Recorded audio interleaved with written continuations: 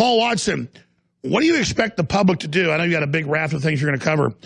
As the giant pedophile rings come out, as the world government comes out, as the geoengineering comes out, just how, as all this stuff, the human animal cloning is all coming out now, what's the public going to do as all this comes out? Well, apparently, Alex, they're all going to start eating insects. This is now not just a meme on the left. This is now a lot of people on the right saying, yeah, maybe it is time to start eating insects for meat because cows produce too much methane. It's bad for the environment. The Washington Post came out with a headline the other day, "We need to eat less meat. Should the government step in?" The owner of the Washington Post, meanwhile, Jeff Bezos, has a new yacht called the Flying Fox, which is worth presumably tens of millions of dollars. So it's one rule for them, another one for everyone else. We're all going to be eating insects for our protein, apparently, Alex. Well, that's the thing. There's nothing wrong with Jeff Bezos if he wants a yacht. That creates a bigger economy, economies of scale. But if you've got all the Hollywood people jet setting out to the Google Climate Change Summit and then lecturing us that we should eat insects, it's the total elitism. And by the way, I know people that know Leonardo DiCaprio and all these people. Think about the fact that they all know it's a big joke behind the scenes. It's all a sick joke to teach us that being poor is cool so they can fly around in jumbo jets. By the way, that is a nice yacht. Can we put his ocean liner back up? Yeah. They actually did a study of how much CO2 it would release for all these elitists to fly to that global warming conference in Italy if they were flying from Los Angeles. We're talking Prince Harry, Barack Obama, DiCaprio, Katy Perry, all these celebrities. Came out 784,000 kilograms of CO2 just to go to this Google conference to talk about global warming. Of course, they always bring that narrative back in summer when it naturally gets warmer because it's summer. But when it's winter and you get record cold temperatures like we did in parts of Europe back in 2016, they say, oh, weather is not indicative of climate, but it is for them in summer. Then it suddenly does become indicative of climate and they get to play their narrative out that way.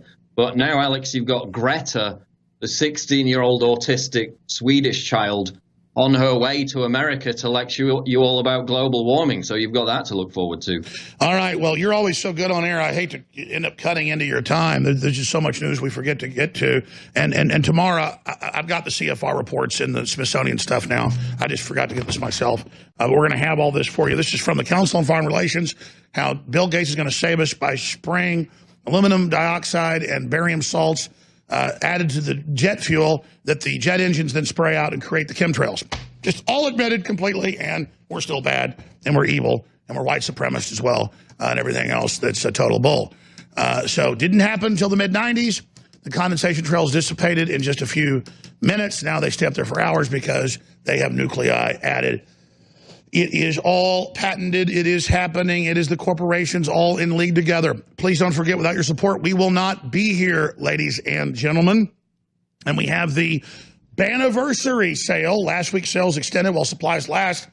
50-60% off all the supplements. Store-wide free shipping, double Patriot points. And this is the dog days of summer, always the worst time for sales. And we've been behind this year in our funding just to keep going.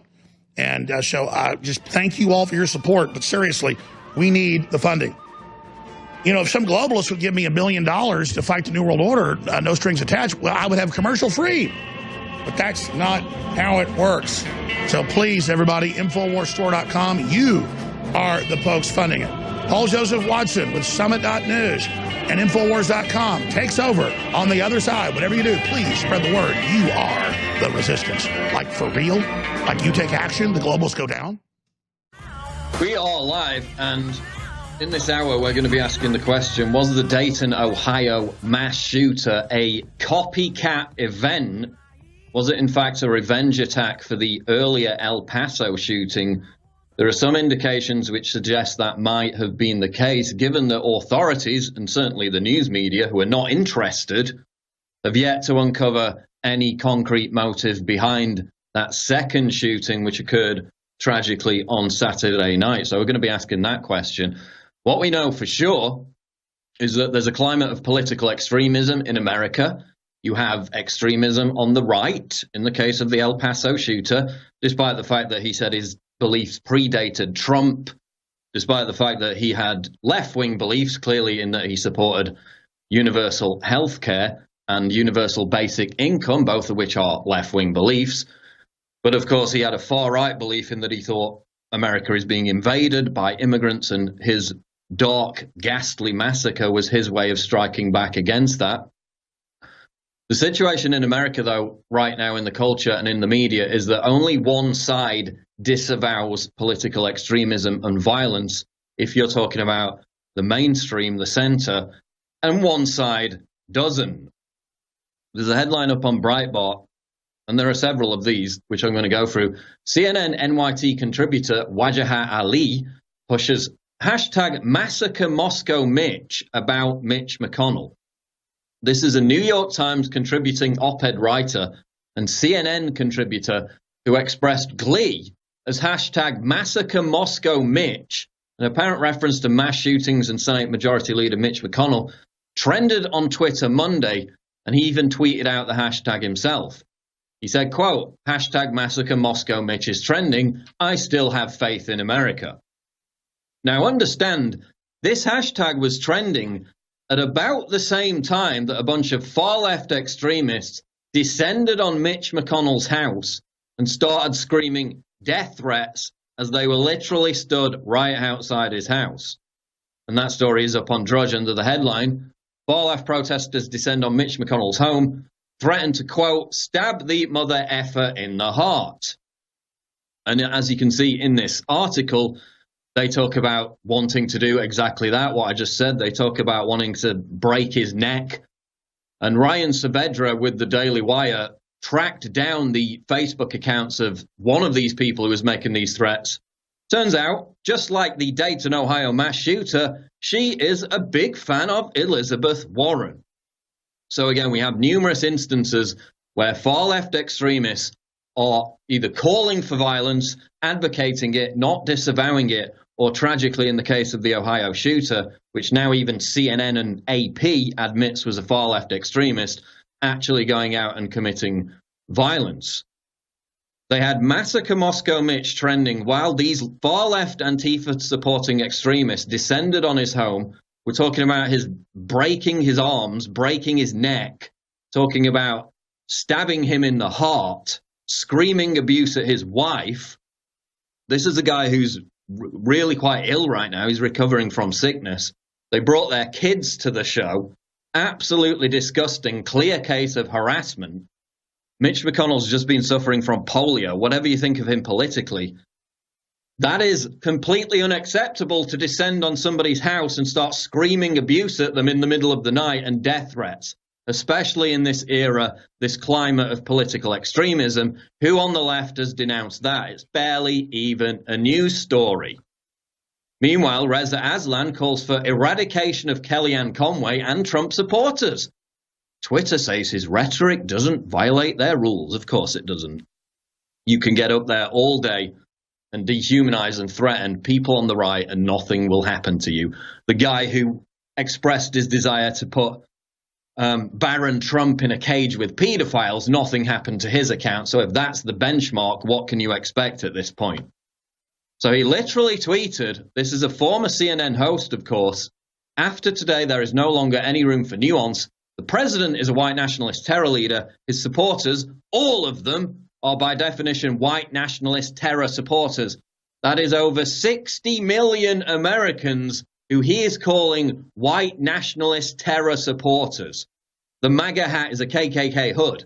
This evil racist scourge must be eradicated from society. He's literally calling for 60 million plus Trump supporters to be eradicated from society.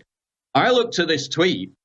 The first thing that came to mind is if you replace Trump supporters in this tweet with Hispanics, that quote could have been lifted directly from the manifesto of the El Paso shooter. This is literally a few degrees of separation from literal terrorist manifestos written by mass shooters. And then he went directly after Kellyanne Conway, saying, you are the depraved evil we need to eradicate.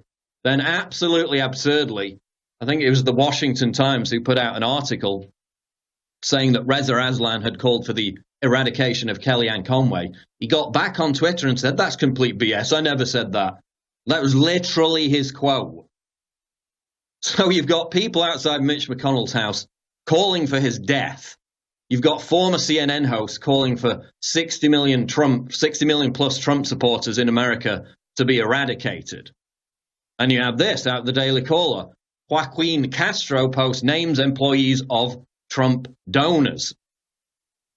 He tweeted the names and employers of 44 San Antonio residents who donated the federal maximum to President Trump's re-election campaign. Castro, whose district includes much of San Antonio, claimed the donors are fueling a campaign of hate that labels Hispanic immigrants as invaders. So he's literally doxed these donors to the Trump re-election campaign, opening them up to the kind of extremist rhetoric and attacks that we've seen against Trump supporters over the past 2 years plus. This is the climate of extremism that the left is encouraging, while they get up and grandstand and claim the moral high ground and wag the finger at people on the right for the actions of far-right extremists, even though every single time people, at least in the mainstream of the right, disavow violence at every potential turn. Absolutely incredible, especially given the fact of what we know now about the Dayton, Ohio mass shooter, which was that he was a Satanist, that he was a far leftist, that he called for socialism, that he bought into this punch a Nazi meme, that he supported Elizabeth Warren for president.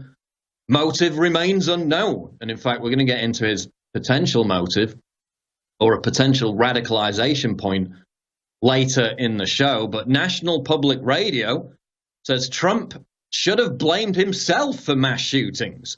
They claimed today that President Donald Trump was responsible for inspiring mass shootings in the United States, and he ought to have not acknowledged his culpability in his White House speech on Monday. Did Elizabeth Warren acknowledge her culpability? No, because they will never, ever draw attention to it when it's one of their far-left extremists trying to commit the massacre. Remember James T. Hodgkinson back in 2017. How quickly did that story disappear from the news? He literally tried to massacre a bunch of Republican congressmen. He was a left-wing extremist and a Bernie Sanders supporter. But Trump, who the actual mass shooter said was not radicalized by, and his beliefs predated Trump, now apparently Trump has to acknowledge that he's directly to blame for this tragic shooting in El Paso. No, that's completely absurd. We'll get back in the next segment, talk more about it. Infowars.com. Heart disease.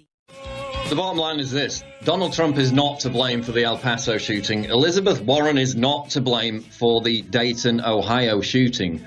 The cause of mass shootings goes far deeper. Obviously, the blame lays with the individuals. But if you're getting up there on television and on social media and endorsing in some cases, or at least not disavowing political extremism and violence, you do not have the moral high ground to talk about political extremism and violence. Of course, they're not too keen about talking about the motives of the second shooting that happened on Saturday night in Dayton, Ohio, with this Connor Betts mass shooter, because the narrative doesn't quite fit the narrative that they want to push. Headline: CNN and AP finally admit the Dayton mass shooter was a left-wing extremist. We told you this days ago.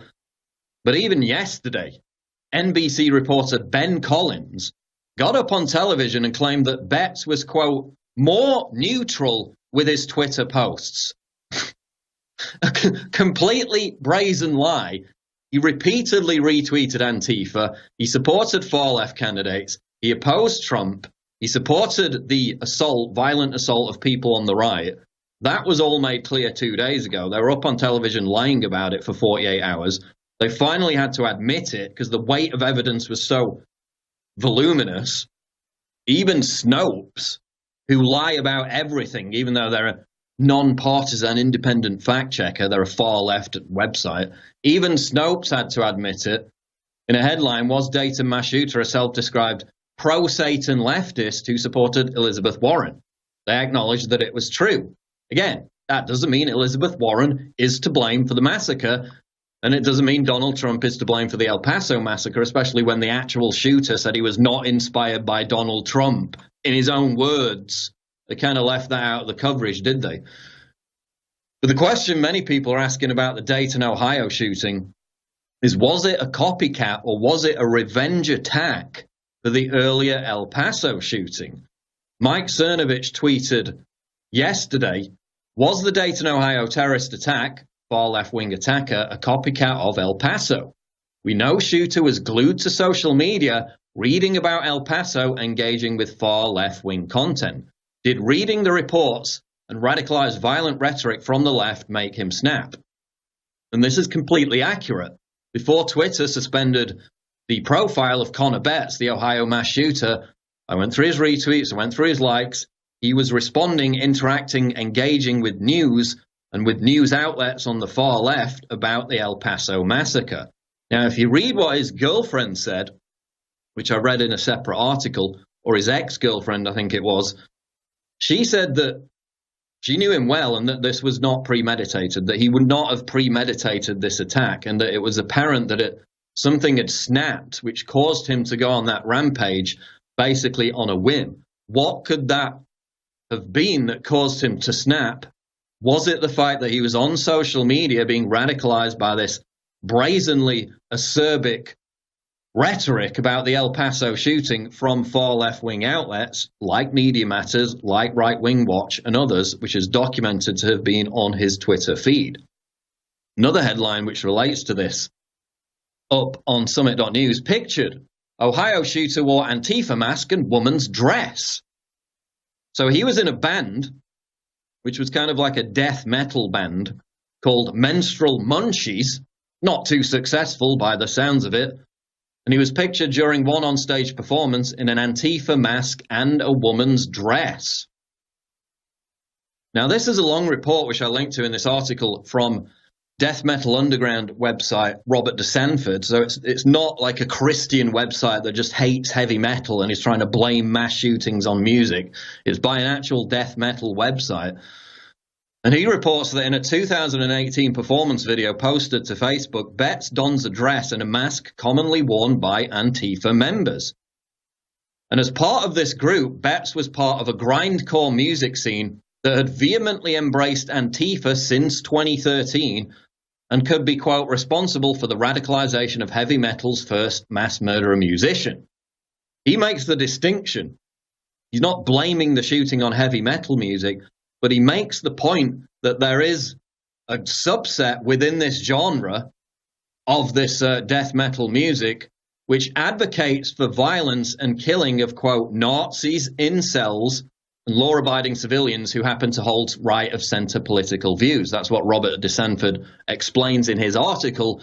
Being a part of this music scene, he'd be in a position to know. He writes, quote, anti-fascism, communism, and other radical left-wing ideologies have been increasingly promoted within the metal community since about 2013, when a number of popular metal journalists began gushing over the antics of Antifa and even started promoting their violence. And in fact, I've done videos on this before, where these death metal bands openly embrace the Antifa motif. They literally wear the clothing during their music videos, and the lyrics are all pro-Antifa, pro-violence, pro-revolutionary, very extreme fringe radical lyrics. And this is not only what Betts, the Ohio mass shooter, was listening to, but it was the music he was creating before his rampage. And DeSanford goes on to note, quote, therefore, it was not the music, but an ideology that only recently permeated the music that has contributed to the Dayton shooter's aggression and isolation. Now, the other band members who were in his band say basically they've deleted all their music from YouTube and everything because they're horrified by this. They say they just got into it because they wanted to be edgy and rebellious. He was actually into it because he believed the lyrics that he was singing and he was listening to. And in fact, Vice admitted this in an article. Headline, Dayton shooter was in a porno grind band that released songs about raping and killing women. The titles of these songs and the titles of these bands which he listened to, I can't even read out on air because they're completely explicit. But Jesse Creekbomb, who was one of Betts' bandmates, is taking the recordings down. He says he's removing them out of fear the vulgar music he produced will make a cult hero out of the murderer who was killed by police at the scene. So, of course, back during Columbine, you had the culture blaming that mass shooting and some that followed on the music of Marilyn Manson and people like that. Of course, you've had violent video games being blamed for years. Not really any hard evidence to suggest there is a direct connection. But this guy's own band member is now removing music because he sees a connection between that music and between the actions of this mass shooter in Ohio. So it seems that in addition to the left-wing radical motive that he may have had, it was all encapsulated within this genre of death metal, of which he was very much an integral member. So authorities are still saying they've got no idea what the motive was. He doesn't seem to have left behind any manifesto. His surviving family members, of course, he tragically shot his own sister dead, have no clue as to his motive. The mainstream media isn't going to ferret out his motive because it's not going to look too good for them. So it remains to be seen, but more is coming to light day by day. But it does seem it had something to do with this genre, this pro-Antifa, pro-violence, pro-revolutionary genre within that subset of that death metal movement. We'll have more on that as it comes out. We also had this article up earlier. Study media fascination with mass shooters is creating more mass shooters. This was a study funded by the US Department of Justice, which found, and they collected all the data from every mass shooting in America over the past basically 50 plus years. And they found that the more media attention, the more 24-hour rolling news coverage that's provided to every mass shooting makes the next mass shooting more likely because it provides a body of research which future mass shooters use to not only plan their attacks, but they're radicalized by it because they're attracted to this ghastly dark fame that's afforded to all mass shooters by the mass media by constantly revealing their identities, their names and their motivations and their manifestos after the fact.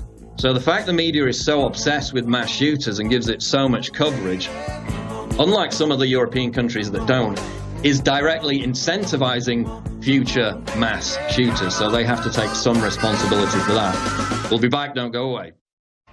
We're going to get into some final news stories here in the final segment of the show, but first I want to tell you about the latest, greatest, huge discount available at InfoWarsStore.com. It is the first annual Banniversary store-wide sale where we are offering 50 to 60% off a ton of great products, including free shipping and double Patriot points, celebrating kind of the one-year anniversary of Alex Jones and InfoWars deplatforming. More than ever, the First and Second Amendment must be defended with an unprecedented 50 to 60% off InfoWars Live, free shipping, and double Patriot points is the perfect opportunity for a 360 win. Huge discounts available right now on the following products: DNA Force Plus, 50% off. Brain Force Plus, 50% off. Survival Shield X2, 50% off. Ultra 12, 50% off. Turbo Force, which of course is the great energy drink, 50% off. The Ultimate Fish Oil, also 50% off. All storable foods, 50% off. Super Male Vitality, also half price right now with free shipping and double Patriot points. Now is the time to stock up and reassert your support for the most banned network in the world by supporting us at InfoWarsStore.com. Please go there today. Story that just came out. Actually, it came out a few days ago, but it got no attention. This is USA Today. FBI media wrong on Garlic Festival shooters' white supremacy ideology, despite social media posts.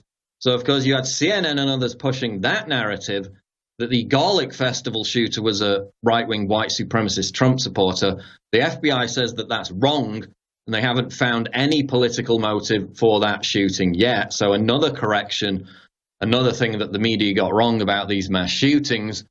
Meanwhile, people are asking why we seem to have more of these mass shootings. At least they're becoming more deadly, if not more regular in number. And then a couple of interesting surveys came out over the past few days, one of which is headlined at summit.news. Poll: 89% of UK Gen Zers say their lives are meaningless. We've asked them the question many times.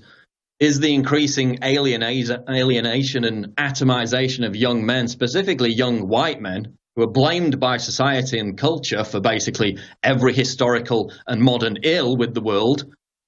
Is that being driven by social media? Is it being driven by this increasing atomization of society, the loss of faith, the desecration of the family unit? Well, a new poll out of the UK reveals that a staggering 89% of young people aged 18 to 29 feel their lives are meaningless and without purpose. A further 30% of respondents in this poll, young people, say they're stuck in a rut, while 84% saying they're failing to live their best life. People are more depressed than ever. Now, is that simply because the pharmaceutical industry is categorizing unhappiness as something far worse and throwing pills at it to make money? Or is it because people are actually feeling more nihilistic and have less purpose in their lives? The article continues, one of the primary reasons cited for failing to achieve happiness and purpose is a lack of finances, according to 45% of respondents. Of course, we have wage stagnation across the Western world and basically a quality of life that is in decline for the increasing amount of hours that people have to work to make the same money, with interest rates, and especially if you talk about in the UK, property prices, which in many areas are completely unaffordable for young people. So they get stuck in this cycle of debt, and then that makes them more depressed. The survey conducted by Yakult UK found that 80% of people across all age ranges felt they were living without purpose. But that number drops to 55% for people over the age of 60. Of course, more of whom are probably going to church and have faith in their life, which a big correlation between the drop in church attendance and the drop in religion and the increase in nihilism and depression. Maybe a connection there. Another headline, survey, almost a quarter of millennials say they have no friends. A new survey reveals that almost a quarter of millennials say they have no friends, while 30% say they are always or often lonely. So aged between 23 and 38, surveyed by YouGov, people in that age bracket, 22% of millennials said they had no friends, while less than a third said they had at least 10 friends. 27% of millennials said they had no close friends, while 22% of Gen Xers said the same. So despite the onset of easy mass communication with text messaging, with mobile phones, with Skype, with whatever, it seems people are only growing more distant and becoming more atomized, because those threads of society, especially with the church and the family, are becoming increasingly frayed.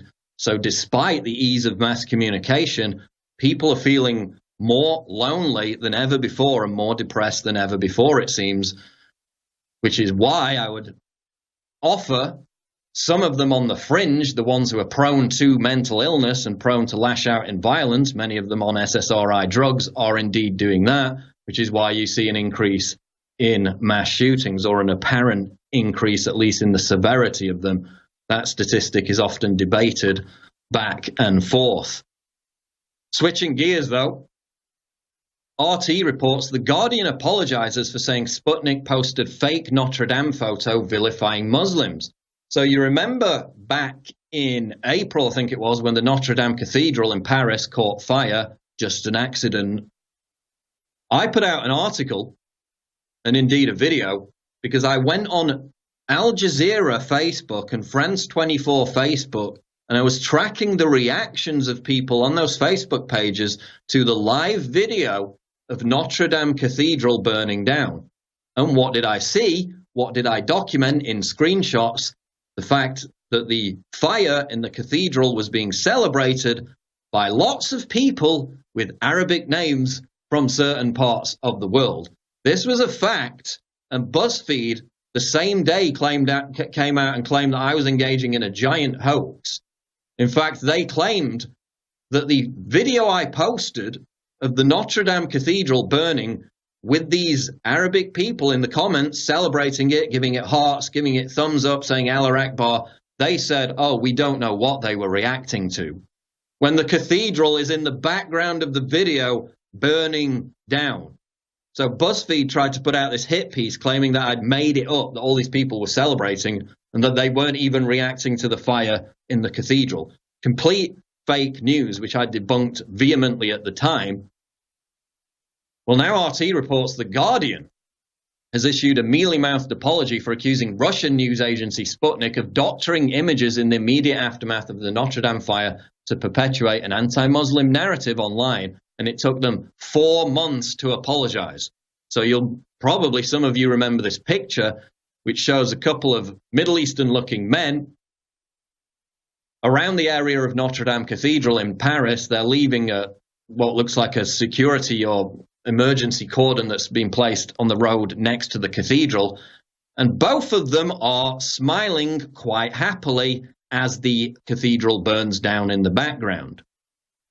Now, Sputnik put this photo out. I think it was Getty Images' original photo, and then The Guardian and other news outlets on the left came out and claimed that it was a photoshopped image. It wasn't a photoshopped image, it was completely authentic. In an episode of Fake or For Real, published on 19th of April, this is the apology that The Guardian had to put out. We suggested that a photo that went viral during the Notre Dame fire had been doctored. Remember when the media claimed that I had doctored the video of the White House intern slapping down Jim Acosta's arm during that press conference? Another complete lie, with them coming out claiming something's doctored when it wasn't doctored. Well, now The Guardian's had to apologize for something similar in an Instagram story on Monday, which is quite convenient because that's going to disappear after 24 hours on Instagram. It's not going to be recoverable. But it continues, quote, "We have been contacted by the copyright owner of the photo, Sputnik France, and accept that it had not been doctored. We apologize for suggesting otherwise." The 4 months late apology refers to The Guardian's coverage of a photo from Sputnik France's Facebook Live coverage of the April 15 Notre Dame fire. So again, it came back to the live Facebook coverage, which is what I was watching when I saw Arabic names, Middle Eastern accounts on Facebook, voraciously, vehemently celebrating the fire and the destruction of the Notre Dame Cathedral as it burned down. So The Guardian's had to come out and apologize. Sputnik France even released the full metadata relating to the image, and they did this months ago, by the way, allowing any and all fact-checkers to see for themselves. So even though that was obvious that it was a genuine, authentic photo of these Middle Eastern men celebrating the fire, the left-wing news media ran a giant hoax in the days after that fire, claiming that it was a doctored image. Now they've had to apologize. Yet another example of fake news. That's going to wrap it up for the show. War Room with Owen Schroyer is coming up next. Breaking news at Infowars.com. Don't go away.